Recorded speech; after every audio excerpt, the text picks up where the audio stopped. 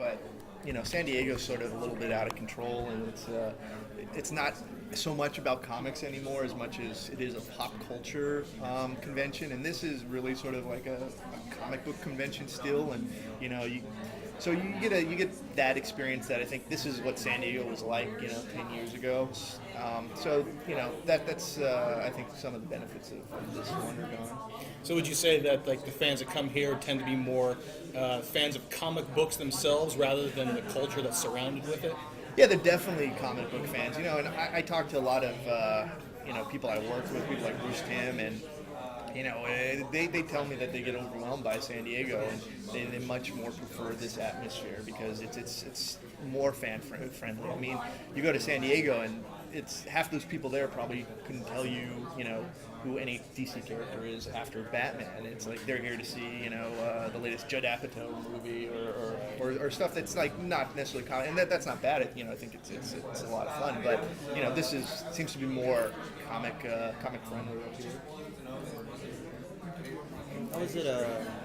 How is it working with the I mean, it's a Wonder Woman story. Obviously, has ties to the Greek mythology. How is it working with that? Did you look strictly into the comic book aspects of it, or did you play with all the mythology that we have? Yeah, I mean, I'm not the smartest guy in the world, so I had to brush up on my Greek mythology, but I definitely wanted aspects of stuff I learned in Greek mythology to be in this movie.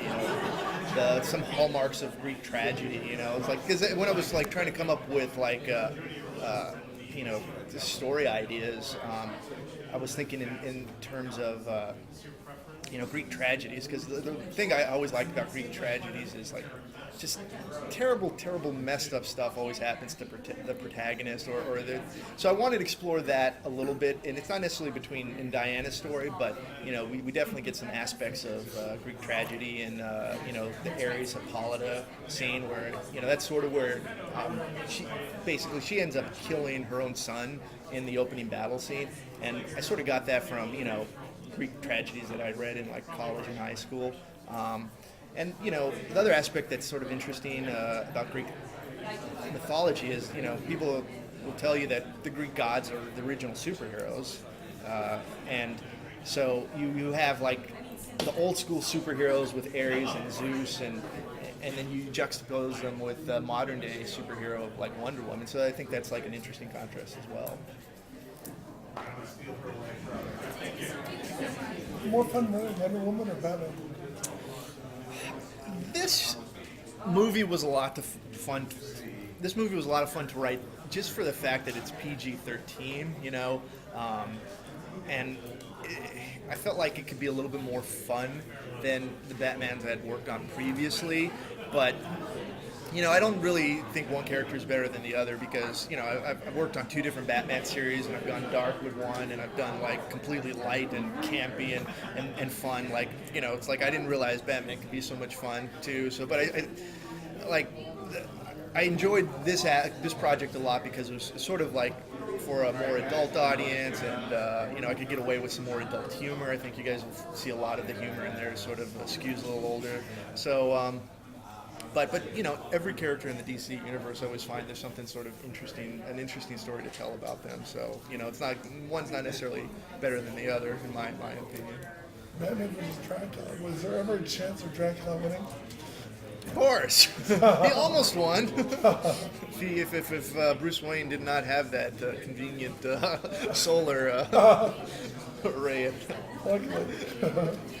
We're ever going to see Wonder Woman on Batman Brave and the Bold? We want to.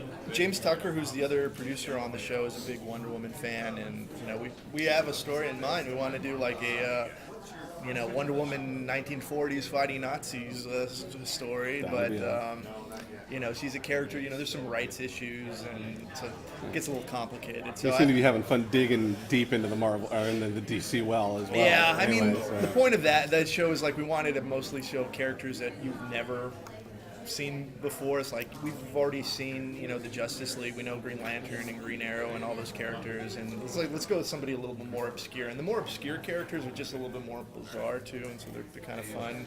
Like Detective Chimp. It's like who will appear if you watch the show. Who voices him? We haven't recorded yet, but it isn't being written right now. So Have you name dropped Jim Aparo yet? I don't think so. I mean, it's hard. The artists a lot of times they'll put in little Easter eggs that aren't even in the script. So they'll put that like on a street sign or ice cream truck. We'll say like one of the artists' name, but yeah, I'm sure we will get around to it if we haven't. And will you do any actual adaptations from the classic 70s Brave and the Bold? I don't think we will do any direct adaptations. We usually go to.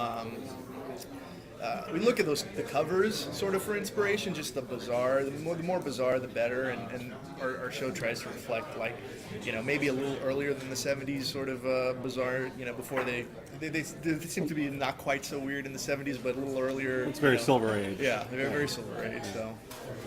Is there any grief over Batman to like on the series? Because it's a total wonderful throwback past everything we've done for the last 20 years.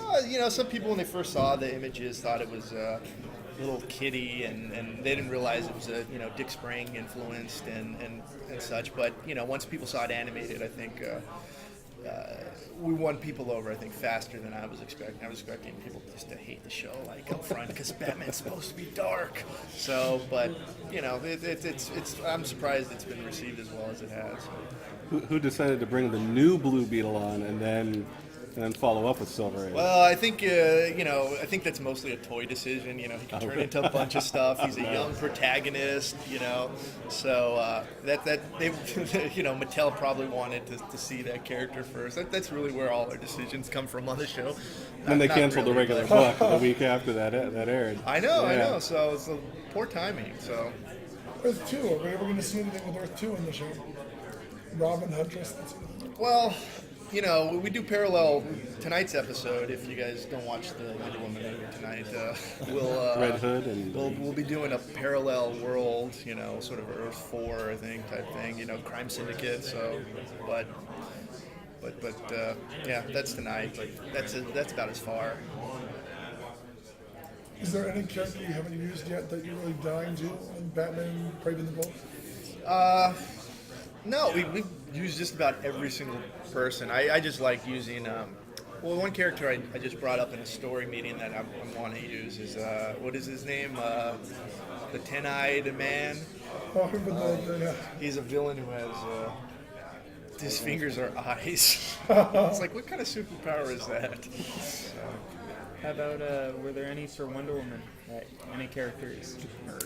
Well, Wonder Woman, there's a cameo at the end of the movie, which a lot of people seem to. I'm surprised. People are going nuts over this short 30-second cameo of one of her rogues. I won't give it away in case you guys care. But mostly we decided to go with Ares just because he seems to be the most formidable, and most people would consider him the sort of her main rogue, so to speak. Are you working on Green Lantern? I'm not on that, but Lauren Montgomery is the director of that. Is there any other future DTV movies that you know that you might be getting involved with? I am not currently slated to do any more DTVs right now. They're having me focus on the Brave and Bold series, but Alan Burnett wrote the Green Lantern one, so you guys will see a clip of that tonight. And from what I hear it's shaping up really well. And I think that's another original story. That's not a story that's based on anything. So. Batman. What? Batman. We're going to see Batman in the Brave. Yes, we will. That's an amazing episode, I believe. The animation is amazing, and we got a great, casting coup with the person who plays it. I can't say who it is, but once it's revealed, it's a pretty cool celebrity is doing Batman. So So. it's not Lou Scheimer, the voice of the Batman originally? No, it's but when you hear who is playing him, you go, oh, that's perfect. So. Not Tom Kenny?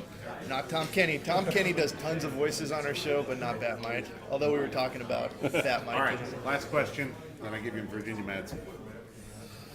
Who would you guys rather talk to, me or Virginia Madsen? Let's be honest here. I know.